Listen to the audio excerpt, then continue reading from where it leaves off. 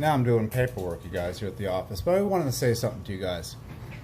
Back in the day, when I didn't own my own company, let me get rid of two. Since I'm no filter, I'm going to tell you how I used to think. When I was a young man, and I saw people that drove Mercedes and BMWs and stuff like that, you know what I did? I hated them. And I figured that they owed me. I just want to let you know that. I figured that people that were doing good owed me. That was my mentality back then. Until I started working my ass off and earning my money and got a pride. I got some pride.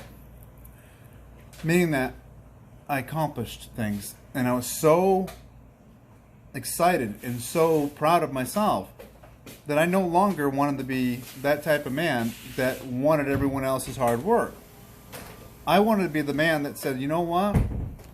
I did all this, I worked hard, and no one can say I didn't. And that's why I took on the project in my backyard. Sure, I could have paid someone $31,000 to do it. I did it for $15,000.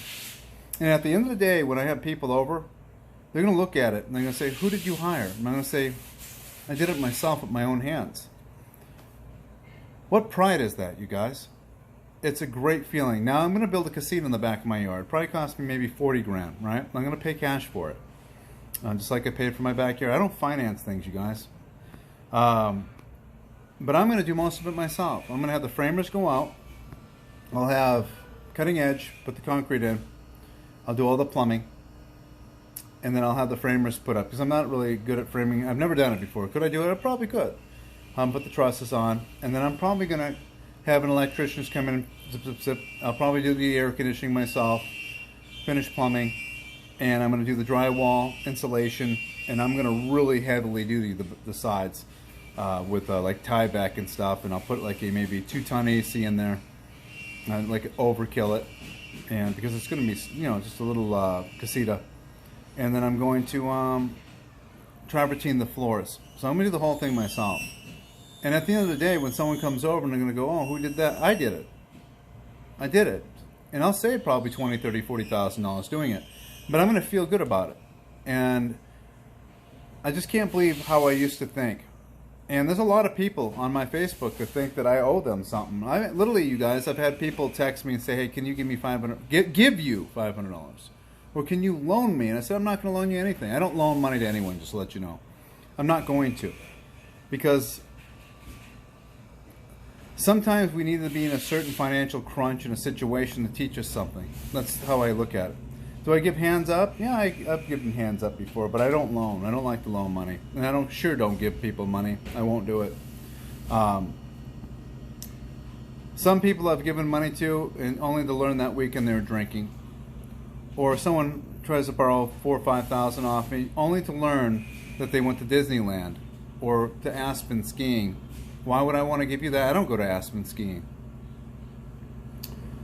A lot of people, they're not good stewards of their money, and they buy things they can't afford. And that's one thing you don't ever do. I look at it this way: if you're in your 20s, work 10 years really hard and invest your money, and don't drink, don't smoke, and don't party. Don't go on vacation. You can do that later. Do a 10-year span, and trust me, if you invest that money, don't touch it, you will be financially free and successful. But don't keep all your money in the bank where the government can take it from you. Because the government, even if you're paying taxes and doing everything right, they can freeze your accounts if they feel that you've done something wrong, and then you cannot get legal counsel to represent you. And that's the problem we have. They take you out at the knees, and it's not legal for the IRS to freeze your accounts or take your property or do any of that stuff. It's not legal, but we let them. That's the problem. If you guys elect Mike Ganuccio and don't say, oh, he can't. Yes, he can. They just don't put it on the media. I know Texas sheriffs that's actually thrown the IRS off properties before with their constituents. He says to their constituents, look, they're saying you owe money, but I pulled the freeze off your property so you can still work and make money. And if you're guilty, I'm not gonna stand behind you. But they're not gonna touch you. You have a right to due process, right? I don't like the tax courts because that's a bullshit thing. It should be all decided in a regular court. I don't like how they do that because it's always for them. They always win. I truly believe, like me, I take a salary and I don't allow myself to take too much. I mean, I do really well, but I make way over 6 figures. But what I do is I get a dividend and I pay myself like I'm an employee of my own company. But I go right to a certain bracket. I'm in the highest bracket for I pay the most in Social Security, but I don't allow myself. Sure, I could take more, but then it's subjected to self-employment and all that, so I don't want to do it. So I allow the company to deal with that, and I take a certain salary. And I feel that it's unfair, even though people go, "Oh, well, you make more." It doesn't matter. The more you make, the more you pay. So let's just say you made $1 million in 1 year. You're going to pay about $450,000 to $500,000 in taxes, so you get to keep $500,000. That's wrong, you guys. You should be able to. You should only have to pay $100,000 in taxes max, 10 or maybe 15%. They should not take that much from you. It's just I don't like our system, and I'm hoping that Americans will stand up and that we change the system, because every person that goes into Congress or the Senate, they forget about us and they go in because they get a high salary and then they get the ins and outs of stocks and stuff, and they make a ton of money and they don't give a shit about you. It's human nature. It's a club. And we need to take back this country, and the only way to take back this country is to quit being a bunch of pussies. And we need to stand up and do something. Next time Gosar comes in or one of our senators come in, we need to demand him to write a bill to lower taxes, go to flat taxes. It's funny how the Democrats want to raise taxes, but yet they're all multimillionaires. Have you ever thought about that? You know, it's bullshit, you guys. And what's sad is there's such brain dead people. It's just like the Bible said. The Bible says that I created some for destruction and some for noble purposes. We're walking among people that are created for destruction. They're brainless, they're stupid, they can't think for themselves, and it's just disgusting. I mean, literally, I can walk up to certain people and go, "These are scissors," and they go, "No, they're not. No, they're scissors. No, they're not."